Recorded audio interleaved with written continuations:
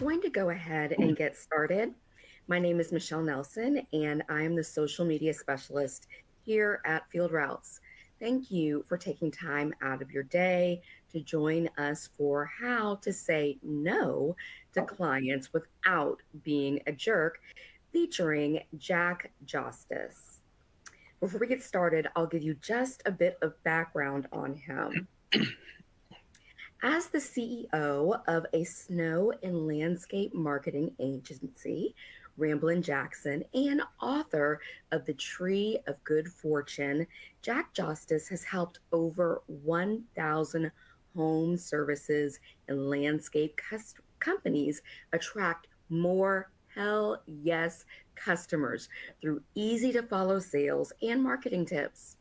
He hosts a weekly YouTube show and podcast, The Landscaper's Guide to Modern Sales and Marketing, and has been featured in Lawn and Landscape, Colorado Green, Turf Inc., and other green industry and business publications.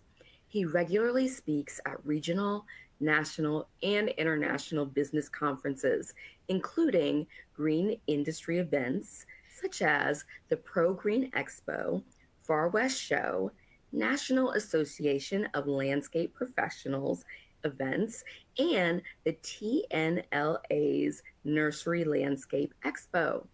He lives in the foothills of Colorado with his wife and two boys and enjoys homeschooling, playing bluegrass mandolin, fly fishing, bow hunting, and spending time in the great outdoors. Jack, we want to welcome you. Great. Thanks, Michelle. Appreciate you introducing me. And thanks so much to Field Routes. Thank you all for being here. If you're looking to learn how to say no to clients without being a jerk, you're in the right place. Now, typically, many people come to this presentation because they're having a low close rate, or maybe you're taking on projects that end up becoming profit killers. You end up actually losing money on them or stressing out your team. And your office and sales staff is stressed out and slow. No one likes buying from a company that's slow at meeting with them and slow at following up on things. And worse, some people I've talked to even this week are afraid to invest in marketing because they're worried it'll generate more leads than they can handle. That's ultimately rooted in a fear of saying no. In today's presentation, I'm going to share with you how you can grow a tree of good fortune. So you're generating enough quality leads that you're able to cherry pick your hell yes customers, the apples, and politely turn away the ones that are not a fit. I'm going to share with you a harvest story, a video interview with a real landscape company owner who is employing this system and getting immediate results. So you're going to leave this presentation with scripts you can use. You're going to learn ideas. You're going to learn ideas you can implement on your website that'll ultimately create more time and freedom for you, increase your close rate, and help you learn how to say no without being a jerk. Now, stay till the end, though, because we have a special offer exclusively for the people who are here, who stay through the Q&A. We're going to be taking a look at your questions and personally answering them. So be sure you stay to the end. I'm going to give you a gift, but you have to be here at the end in order to get it. So again, I'm Jack Jostes. Thanks for having me here. And, over the last 14 years, I've worked with over 1,000 clients. I've personally audited over 400. I've done 400 sales and marketing audits, and I've been hired for over $10 million of services. I'm not sharing this to brag, but rather just to share. I've worked with a lot of people, a lot of businesses just like yours, small businesses, medium businesses, large businesses. And I see many people in the green industry making the same mistakes in marketing that produce real sales problems that leave the owner stuck doing all of the sales, and then typically project management, and then everything else that goes along with running the business.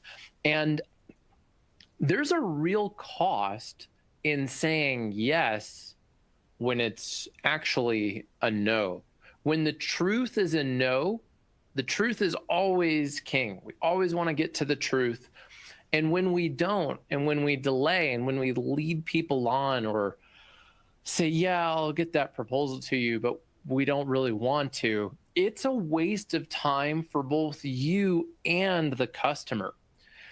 Oftentimes people say, well, it's a referral. I have to go and say yes to it because it's a referral from my friend. And I feel like I'm giving good customer service by helping them.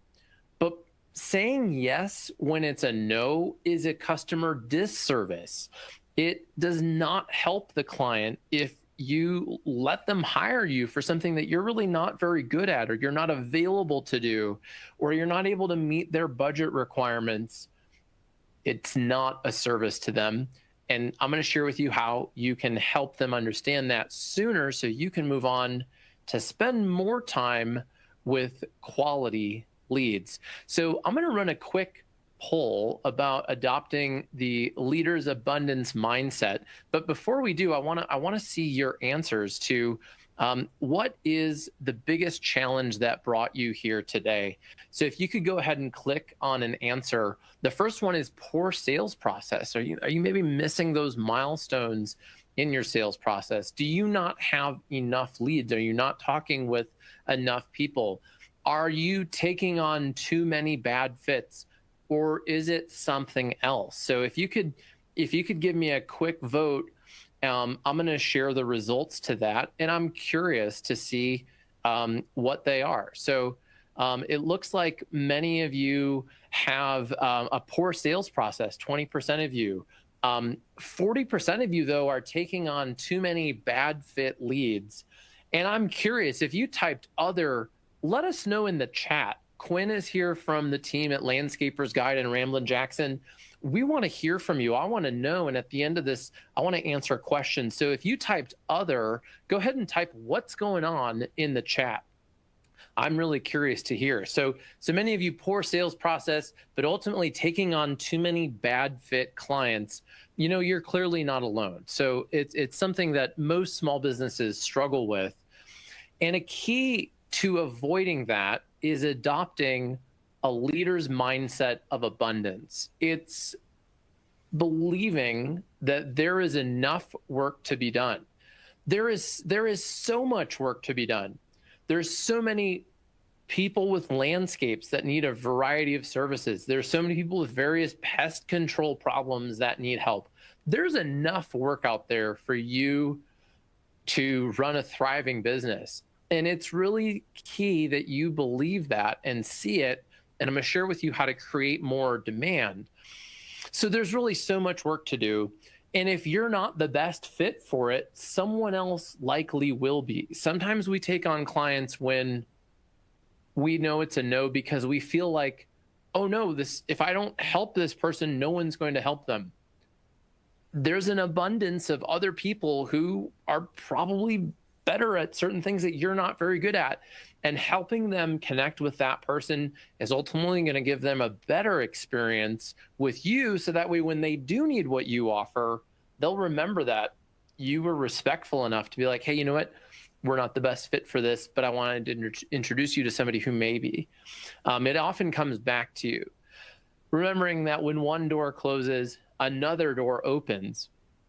And that door is time. Many people tell me that they're feeling really stressed, they're overwhelmed, they have too much work to do, they can't get to all of it. Often, it's a result of having too much work to do and not enough of that work being in your sweet spot, in your hell yes customer profile. So we're going to get into sales here. And part of my philosophy on sales is to qualify hard and close soft. Meaning asking people a lot of questions to find out what do they need, what's their budget, when do you need to have this done, what have you done to try to fix it, what's most important to you and who you hire, right? Really getting clear on what does this customer actually need and what have they tried and are they a good fit for me, removes the necessity to be a hardcore closer, because no one likes the hard close. But they love being asked questions, and it also puts you in a position then to say no. But in order to do that, we have to define our hell yes customer. So this is a key part of my book, The Tree of Good Fortune. And in order to know what is a hell yes, you also need to know what is a hell no. So I've created a really simple worksheet. It's at landscapersguide.com/hell yes. If you want to download it, we're going to put a link to that in the chat. And I'm seeing all these answers in here now. So cool. We've got Lisa, we've got Donna. Thank you. They selected other. I'm going to get to your questions later in the end. This is a new webinar software for me, so thanks for letting me figure out where these are coming. So I love seeing all this.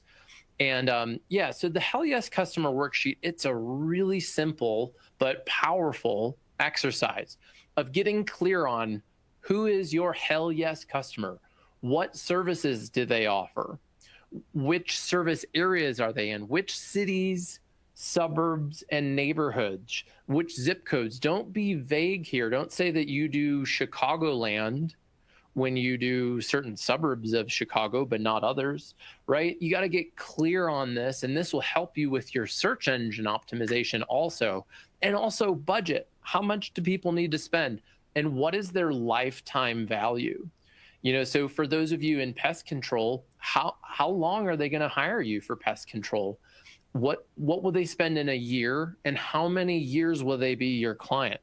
This can be helpful to you to figure out your marketing budget. How much are you willing to spend to acquire one of these customers? How much are you willing to pay in a commission to another company that refers you? And just as important as getting clear on what do we want is what do you not want? What do you not offer? What is a hell no customer? What services do they offer that they might ask for that you just don't offer? What areas do you not service? And what budgets may be too small? What is your minimum pricing? This will also open up some opportunities for you to then create partnerships, referral partnerships. Let's pretend that you don't do lawn care as an example. Could you find a lawn care company to be a referral partner to you? Or some of you here who do landscape design, but you don't do landscape maintenance. Could you find a company who does landscape maintenance who's a referral partner for you, and vice versa? So this is the most important step, is getting clear on who is our hell yes customer, because the whole rest of this process is going to be a matter of asking questions and doing marketing to attract people who are a hell yes customer. Attract hell yes customers and weed out hell no customers through effective marketing. So I have another quick poll for you. And if you could give me a quick vote, your hell yes customer is not very clear, we sell to everyone, or B, it's kind of defined, or C, it's absolutely 100% clear and known by our whole staff. So go ahead and vote in that real quick. And, you know, I'm curious about some of the results. So if you could vote on that, do you sell to everyone? Do you, is it kind of defined? And Michelle, are people able to click on that? Yes. Okay. It looks like no one has a hell yes customer or has not filled out the question. So I'll check back on that later. I want to get back to what we were talking about. I'm not seeing the results on my end. But the key here is wherever it is, wherever you're at with that, you've got to get clear on that, because it's a key part of the foundation of digital marketing. It's going to help you prioritize your marketing. Belle, you're texting to click on the poll question. I think I did that, but let's see. Is everyone able to vote on it? So that, can they only vote on it while it's on the screen? Is that how this software works? Okay. Yes. I'm going to wait 5 seconds and let you vote, because you should know. Is it not very clear? kind of defined, or you know what? I'm getting some feedback in the chat that it's not working. So, okay, here we go. I'm starting to see some. So, all right, most of you are voting that it's kind of defined. And that kind of creates a lot of problems, right? Because especially if you start having a sales team, if you have an office manager, somebody answering the phone, and they're just scheduling appointments for you to go and fit with somebody that kind of is a fit, right? It can create a lot of problems. It can create the number one problem that I saw you all having, which is taking on too many projects that are not a fit. So your frontline people, the people who are answering the phone, who are doing sales, they need a very clear description of which customers you have, which type of customer is a hell yes customer. And then you can communicate that in your marketing, your website. You can start figuring out which keywords are people going to search online, all these different things. And then you'll start getting great reviews when you start marketing to the right people. So we're gonna talk a little more about marketing later, but a key concept here is to educate your customers about price before you talk to them with pricing guides, and also adding in a qualification step. So once you have that hell yes customer worksheet figured out, you can start creating things like a pricing guide. So Quinn, if you could put in the chat, we've got Ocean View Landscapes. They have their pricing guide on their website, and it gives people, hey, their landscape design starts from $2,500 to $7,500, as an example. And when you have these pricing guides, whatever the service is, when you have that on your site, even if it's lawn care or pest control, when you give people ranges, we don't necessarily need a McDonald's menu. By the way, did you see that article in Entrepreneur Magazine that McDonald's in some places charges $19 for a cheeseburger, right? So that's relevant because inflation is so rampant right now that customers are more price concerned than ever. And when you are a source of pricing information, it builds trust. It actually attracts people to working with you because they feel empowered. They feel like, okay, I at least have an idea of the ranges for the prices for this service. And it also will weed out people who are just price shopping, because unless you are the cheapest, someone else will always beat you on price. So unless you can somehow be the absolute cheapest in your market, I would not try to compete on that. And I agree with Bjorn. I would not pay $19 for a McDonald's cheeseburger. I don't even know what's in that cheeseburger, but I can tell you that I would go and buy, I could buy some ground beef and make a great burger for less than $19 at home. And many people are thinking that way. But if I had a mouse problem, or I had some other pest problem and I needed to hire somebody for it, I would want to know roughly how much it was going to cost. Or if I was going to hire somebody for landscaping, right? People want to know this. The next thing that you can do is teach your staff price bracketing, budget bracketing. And I'm going to show you how you can use this on your website.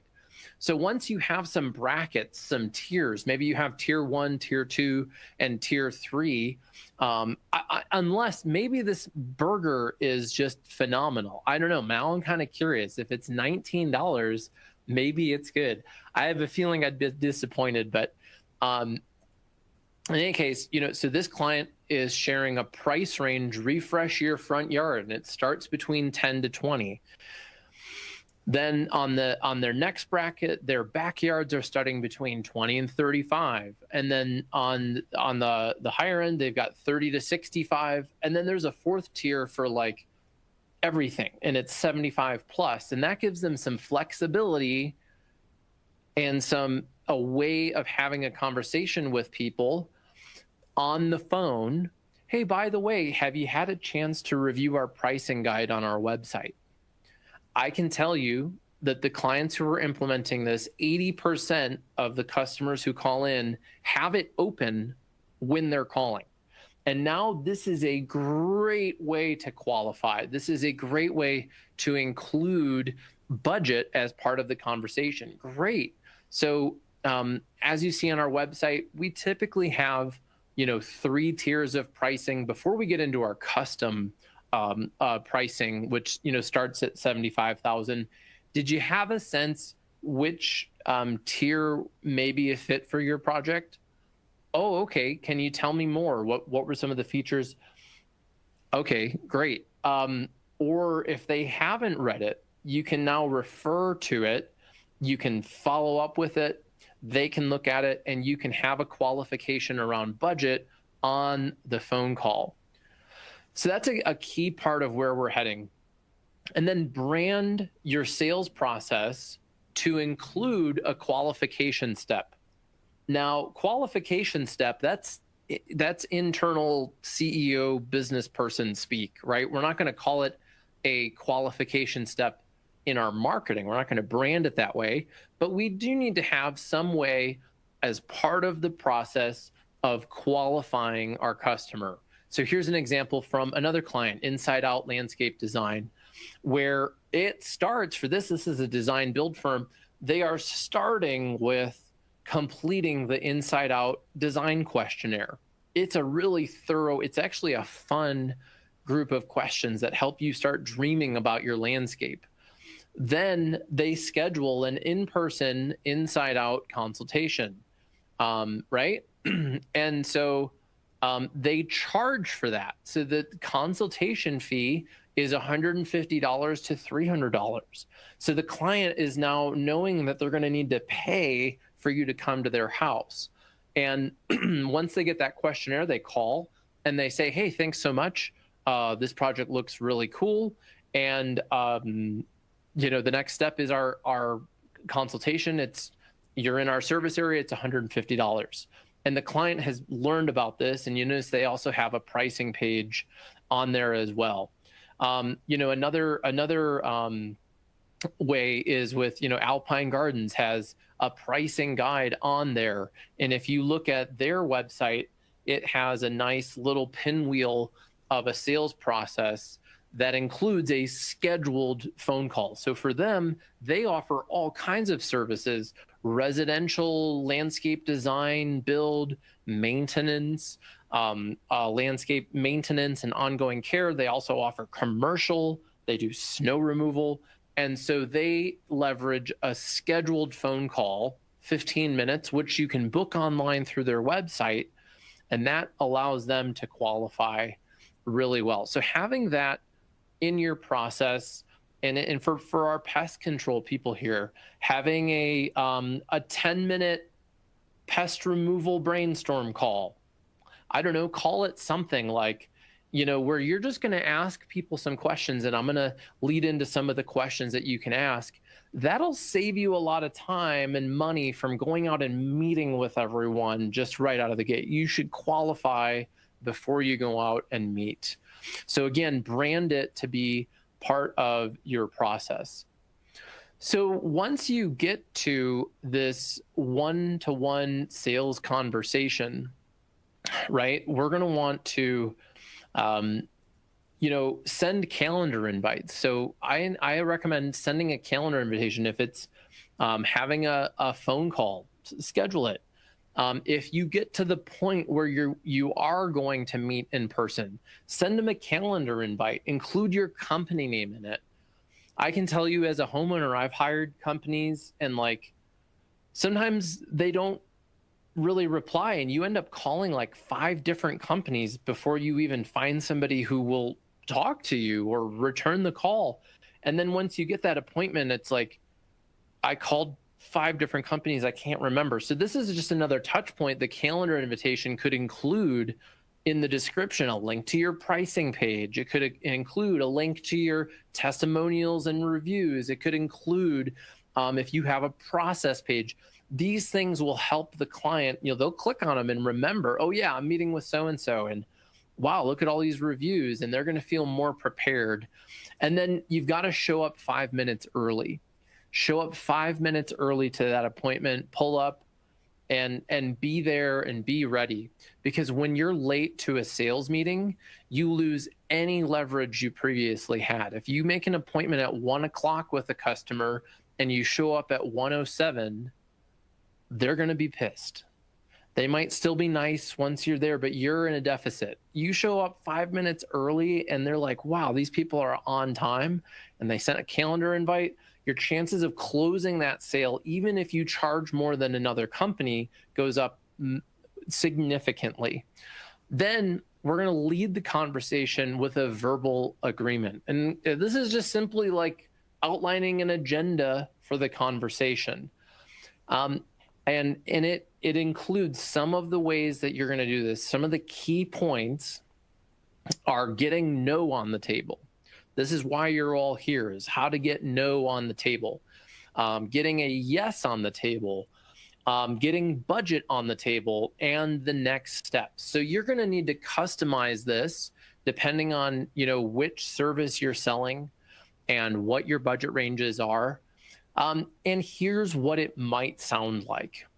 Hey, Chris, would it be okay if I asked you some detailed questions about your current landscape ideas to help me understand your needs? Okay, great. And would it be okay if at some point we talked about your budget for the project? Awesome. Thanks. By the way, in our conversation, if you realize I actually don't fit your needs for the project, would you be okay telling me? Great. That would save us both time. Because sometimes, Chris, when I meet with people, I end up realizing that they may need a service that our company isn't the best fit for. So if I end up figuring that out, would it be okay if I let you know? Okay, great. And if we both end up realizing it is a potential fit, we'll move forward with our next step. And that's where you're going to need to customize this. And the next step is our paid landscape evaluation, where we're going to bring out our crew, It's going to include this. Or the next step is, I don't know, some of you have a annual agreement for pest control. Whatever it is, we're going to want to tell them this. And if we're going to be charging a fee there, I like to put that out on the table early in the conversation. So the next step is a landscape design, which ranges between typically $1,500 and $3,000. And we would collect a design deposit for $1,500 and send over our design agreement if it ends up making sense. So does that sound good? Cool.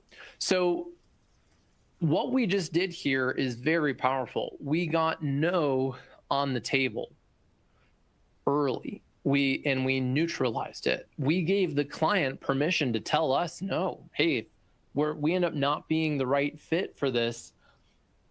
That's okay. Would you mind letting me know if you figured that out? Great. That would actually help both of us. Like we're making it a good thing.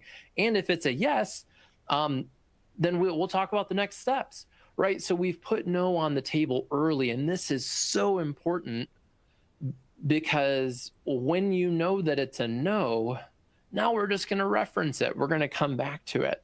And that's a key part. So now we want to have a very productive on-site evaluation. And this is where you're going to want to give your staff questions to ask. It could be a checklist of questions to ask. It should include budget bracketing at some point. So the questions that you're going to ask are going to vary based on your business. It could be, if it's a pest issue, well, how long have you had this? How often are you seeing the mice? Which rooms have you seen them in your rooms? Oh no, have you seen them in the kitchen? What have you tried to fix it? Oh, you tried snap traps. What'd you put on the snap traps? Peanut butter? How'd that work? Okay. Well, if you've already trapped 5 of them, why are we talking? Oh, you're still seeing them, right? So you need to ask open-ended questions to get clear on what are they doing? What is the problem? How is it impacting them? And what are they going to do to fix it? And when you get to the budget part, well, it sounds like you have a mouse infestation, and a lot of people are seeing this time of the year because blah blah blah blah. And there are a few different options for fixing it. There's tier 1, there's tier 2, there's tier 3. Did you have a sense of which plan you were thinking would fit? So you're going to need to kind of tailor this. If it's landscape design, obviously it's going to be a different conversation. But when you get there and you know that it's a no, and I just had a guest on my podcast yesterday, one of my clients, and he said he often knows within 5 minutes of talking with a client, but he's doing this at their house. And I'm like, dude, do it on the phone, right? Talk to them on the phone instead. But if you're on site and you know that it's a no, you do not need to spend like a whole hour with this person. So just get that out of your mindset. Your job is to serve the customer by wrapping up the conversation quickly. It is a disservice. It is a waste of their time and your time to continue meeting with them when you know it's a no. So if they need services you don't offer, if they're in a service area that you don't go to, or it's going to take you an hour to get there and you're not going to do it, then this is where you're going to say no without being a jerk. Chris, remember earlier how I said sometimes we may not be the best fit for everyone? Well, while I'd love to help you with this, I feel like you'd be better served by another company. May I recommend some other companies for you to consider for this? Boom. I'm referencing, we both agreed earlier that if it's a no, that would be okay. And sometimes I need to tell them no. Now I'm doing it. And that verbal agreement is saving my butt right now, because I'm just bringing it back on the table. It's one of the options that we already talked about. Hey, it's looking like we may not be able to help you with this. May I recommend some other companies to you? Well, great. Over the years, we've met a lot of different companies in the community, and we have some of them listed on our website at bobslandscapes.com/resources. So I'm going to send you an email with that. This does a couple things. If you don't actually have a perfect person in mind for them, giving them a page that has some resources on it is like you're stepping away from the vehicle. Here's something helpful, but you're not also like sending a terrible client to your buddy, right? You're giving them some options. It is helpful. I do recommend putting legitimate resources on there. And also, if they are just a bad fit, you don't need to offer the resources thing. You could just wrap it up with, hey, while I'd love to help you with this, I feel you'd be better served by another company. So thanks so much for having me out today, Chris. And, I wish you and Lindsay the best with your mouse problem. And then you back out, right? So there you go. So you're done. That's it. But you can then send an email. Hey, Chris, you have a beautiful home. I wish I could help you with this project, and I hope you find a great fit with some of the resources I sent you. Now you're out of there, right? Now you've saved yourself. Maybe you get to the point where you're in somebody's home doing this. You're saving yourself the time of going back and creating a proposal, which you really don't want to make. So then you take, twice as long to do it because you don't want to do it. And when you're slow and you do those things, that actually hurts your reputation, right? When you are slow or non-communicative and bad at sales, that's a bad experience. It is not customer service. It is not helping the client. It is serving them to hear, you know what, we may not be the best fit for this project. I have some resources for you. Or if you don't want to create a resources page, send them to your state association. If you're in a state association of pest control professionals or landscape designers or whatever it is, send them there. They typically have a membership directory, and you can say, hey, you know what, I'm not sure that we're quite the best fit for this, but the good news is I'm in the state association and there's over 50 other companies in the area, who may be a good fit, and I'm going to send you a link to that. So here are a few key takeaways. The first one is to define your hell yes customer. You got to get clear on who is a hell yes and who is a hell no, and adopt a leader's mindset of abundance, that there are a lot of those hell yes customers out there, and that by being clear about it in your marketing and in your selling, you're going to spend more time with them. You'll spend more time with better qualified leads, which creates a better experience for not only your hell yes customer, but also the people you said no to will have a better time talking to somebody else who is a good fit for them. Educate customers about price before you talk to them with pricing guides and a qualification step. Teach your staff bracketing. And I have another quick poll for you, which is how many of you have a pricing guide on your website? So if you could go ahead and vote on that. I'm curious, how many of you have price on your website? And I hope the poll is working this time, because I'm going to share the results. So who is going to vote on this? You've got 2 seconds. All right. So I am not surprised to share that 71% of you are not sharing pricing on your website. And I can tell you that this would be life-changing, and that I have clients all over the country. I have clients in Georgia, North Carolina, South Carolina, New Jersey, Texas, Illinois. All of them have said at one point, well, Jack, this won't work in Texas.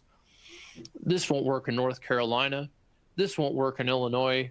This won't work in the Northeast. It works. Okay, I have proven it time and time again all around the country, because people care about money. And when you are the source of the money, it builds trust. So that would be a key takeaway for you. If you're, if you voted no, hey, good news is you're not alone. I don't want you to feel bad about it, but I want you to be aware that it is something that could really help you. So you want to, educate customers about price. The next thing is to teach your staff about budget bracketing. How do you talk about budget bracketing? This is a conversation. Again, the pricing page is now a resource for your salespeople, for your office staff. Instead of like digging around proposal templates and it's like, I'm going to open up our website. Let's look at it together. You can pull it up on your phone. It's just, this is the beauty of having that page on your website. So I'm going to run another, quick poll. And the question is, how often do you coach your staff on how to have sales conversations? Never? Is it sometimes? Do you regularly coach them on this? So go ahead and vote. I'm going to leave it up for another 5 seconds. And I'm curious how many of you are talking with people about this. So how often do you coach your sales staff on how to have sales conversations? That's ultimately why you're here, is to learn how to say no. And that's a conversational skill.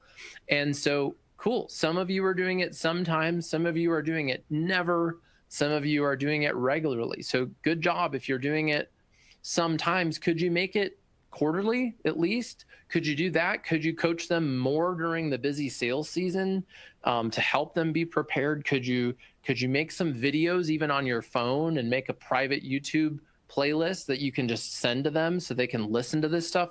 There's a lot of ways. It'll again save you a lot of time. The number one problem you guys were having is taking on too many bad fit projects. You need to qualify those people and weed them out. So absolutely teach your staff budget bracketing.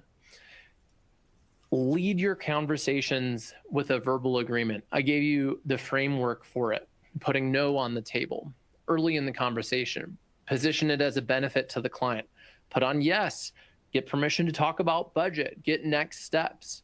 And a key thing here that can save you even more time in addition to this. So we've talked a lot about what do we do once we get to a sales meeting with a client. But in order to do that, we need to attract leads. We need to attract hell yes customers and weed them out through effective marketing.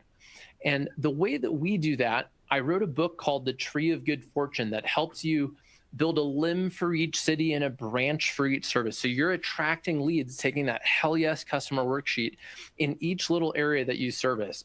And there's a lot that goes into it. A lot of people start at the top. They start doing online advertising and social media, which can work. But if you don't have a good hell yes customer, a clear process communicated on your website, if you're not implementing SEO and you don't have reviews to back it up, your life in sales is going to be much harder, but it doesn't have to be. So I wrote this book, The Tree of Good Fortune, and I'd love to give it to you free as a gift. And I'm going to tell you how in just a second, but it's going to help you streamline your sales process, stand out from your competition, command higher prices, cut budget that isn't working, marketing that isn't working, increase your profit, and attract employees. A lot of this ties into recruiting, and there's a whole chapter on recruiting. And finally, enjoy running your business again. I'd love to hear you working with more of your hell yes customers, increasing your profits than taking on too many bad fit clients. So I've created this landscaper's marketing toolbox. It's really cool. It's this branded box. We literally ship it out in the mail, and it includes a copy of my book, The Tree of Good Fortune, that you can read, and it includes a bag of beef jerky. So if you want me to send you beef jerky, just reply yes. I'm going to send out an email right now that has the offer. So basically you can get the beef jerky, the book, the toolbox. So just reply yes. And if you don't reply, I'm not going to email you again. Okay. So I'm just going to send this out one time. If you'd like to hear from me again, if you want me to send you this stuff, just reply yes. My name's Jack Jostes. I'm the author of The Tree of Good Fortune and the CEO at Ramblin Jackson. Megan, yes. Megan wrote, yes. Megan, I'm going to hopefully send you a book and some, okay, Courtney Smith doesn't eat red meat. We can send you some almonds. How about that? Or maybe you could, if you want the jerky, we could send it to somebody else. So we've got our, vegetarian friends in mind here. We've got an option for you. I personally like jerky. It's a cool small business that we interviewed on our podcast. They're really quality stuff, but I get it. Anyway, so reply yes. And we are speaking, for those of you who are in Florida, if you know anyone, I'm speaking at the Landscape Show with the FNGLA, the Florida Nursery Growers. Okay, you're going to gift it, Courtney. We're going to send you some beef jerky. It'll be cool. So if you know anyone going to that and you enjoyed this talk, say, hey, go see Jack at the Landscape Show in Florida. If you're going to Elevate, the NALP Elevate Expo in Dallas, Texas, we're going to have a booth there. It's booth number 1110. And we have a virtual event, the Landscaper Summit, coming up in October. So learn more about that on landscapersguide.com/events. And hey, connect with me. If you're on Instagram, just follow me. Chris wrote, yes, I want to connect with you, Chris. Follow me on Instagram. I post content almost every day with inspiring sales and marketing ideas. I post some fun stuff about fishing and hunting when I do that. That's what I love doing. So connect with me there. Feel free to send me a message if you want to have a conversation. And we are going to open it up now to Q&A. And Michelle is going to help facilitate some of those questions. And Lacey Lawhorn, yeah, absolutely. We're going to be at booth 1110 at NALP. Stop by. We're going to be taking surveys, having conversations. Rumor has it we might have some beef jerky at the booth at that time. So I'd love to, answer questions that have come up for you all during this time. So thanks for coming.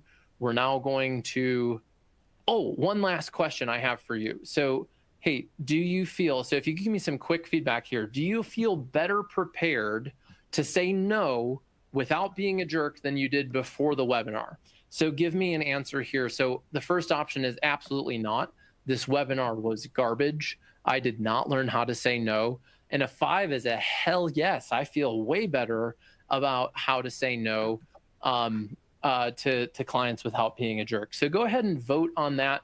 This gives me and the Field Routes team some valuable insights on how we plan our education together. So look forward to hearing back from you. And right on. Okay, so it looks like about 60% of you said hell yes, and the other 40 said pretty much hell yes, almost. So if you wrote 4 or a 5, type in the chat, what did you learn that worked?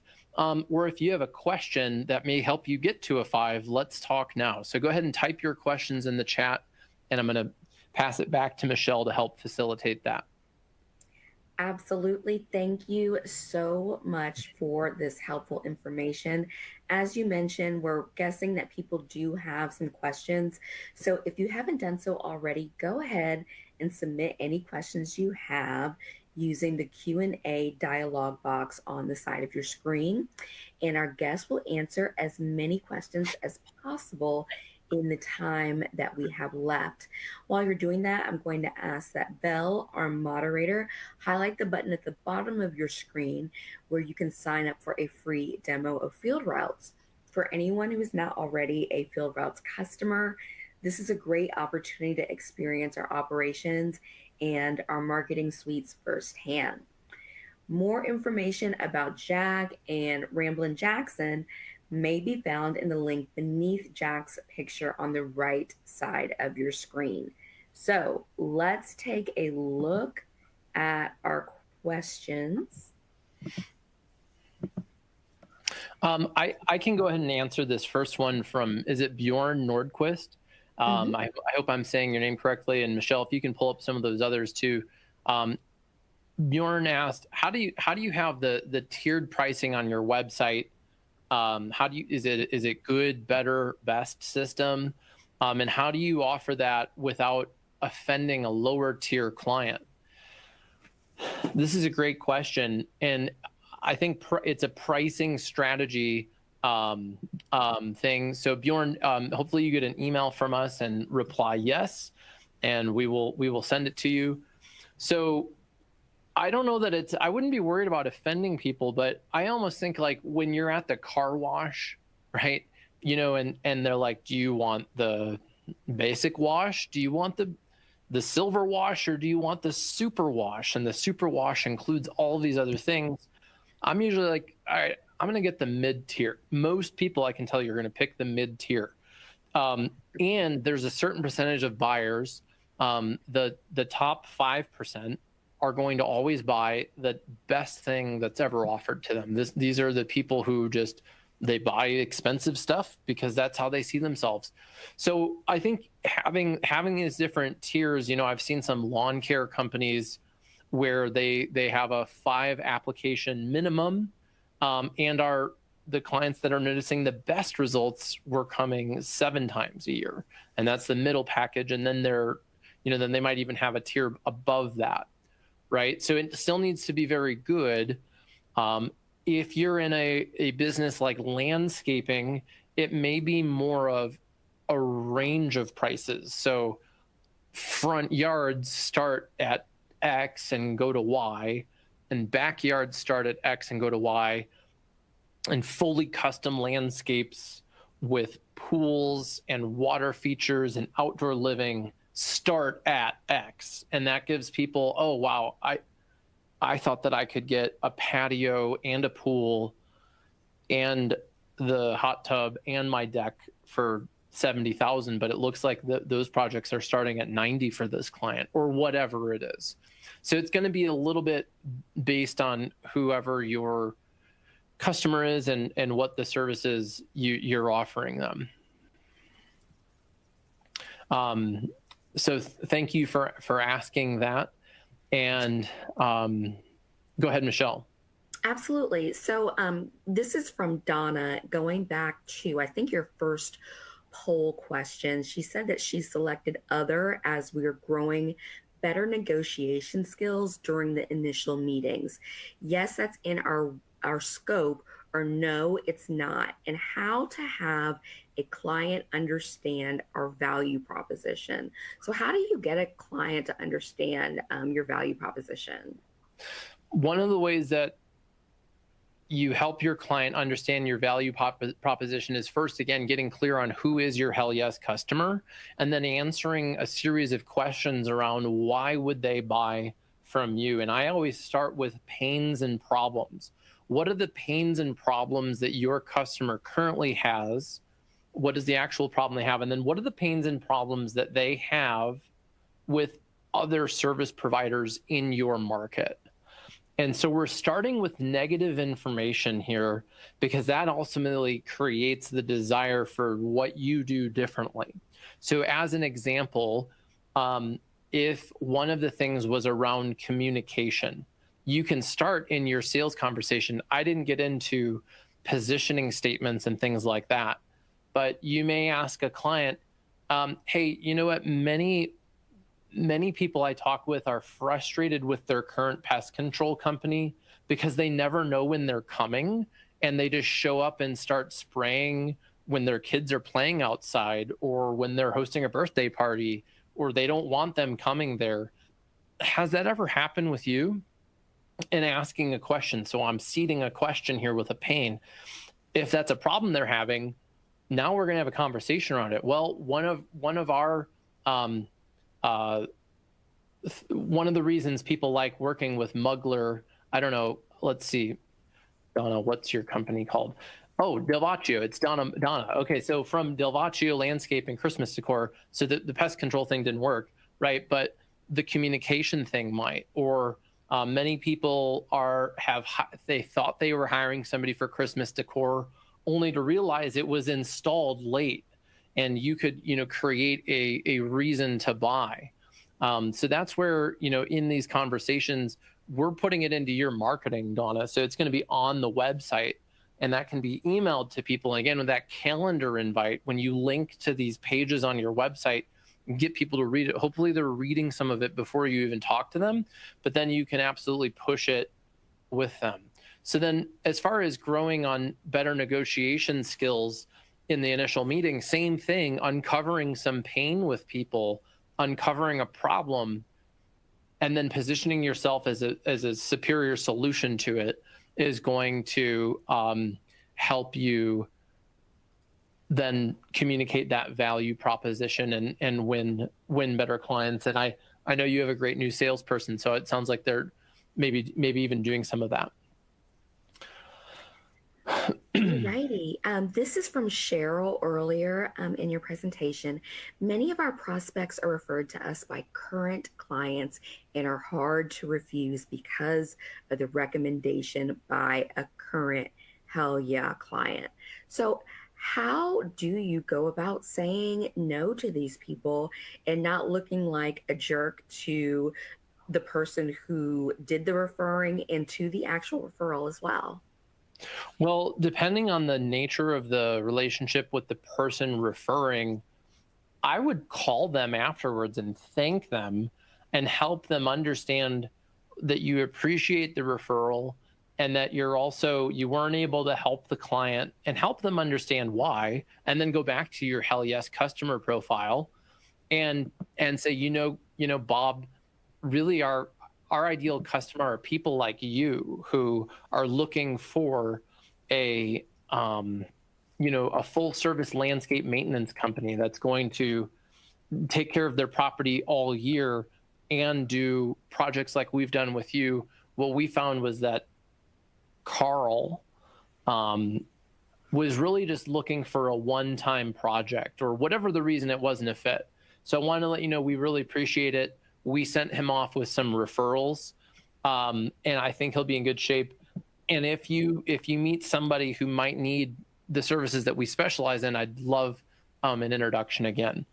So I would get the idea that you're obligated to take on a customer because they're referred by somebody else out of your mind. I would think more of, how can I train my current clients to know who my ideal customer is? Now, I think it depends on why you're turning them down. And also, again, if it's a budget thing, wouldn't that pricing guide on your website have prevented an awkward situation for the customer, right? And now I can make it about, hey, you know what, it was nothing personal. I don't know if you've seen our pricing guide. Now I'm making it about the issue, right? Our pricing guide has a minimum of X, and at this time they were looking for a different project. So that's how I would handle it. I know that it's a fear that many people have. And in fact, I hosted a NALP Breakfast of Champions with a guy who was the CEO of a $3 million landscape company. He was still doing sales, and his office was scheduling him with appointments that were literally a full hour away. And he's like, well, they're referrals. I can't say no. And that's, again, have that nurturing phone call. And when you put no on the table early in the conversation with the referral, you just do it. If they're a referral, if they're an internet lead, this is how I run my call. It allows you to back out of there gracefully, right? Absolutely. And we have a comment. Bjorn said, you're obligated to assist the referral, not take them on. That satisfies your former client. Yeah, I agree. You can assist them with the resources page, or I think it depends on the context. Maybe if they need a service that you don't offer, it's an easy no, right? We don't offer lawn care. However, I typically refer to so-and-so, and you can help them in that way. Absolutely. Okay. I think we have time for just a few more questions. One moment. Okay. What's the best marketing source for landscape companies? What's the best source of marketing for landscape companies? Mm-hmm. So we ran the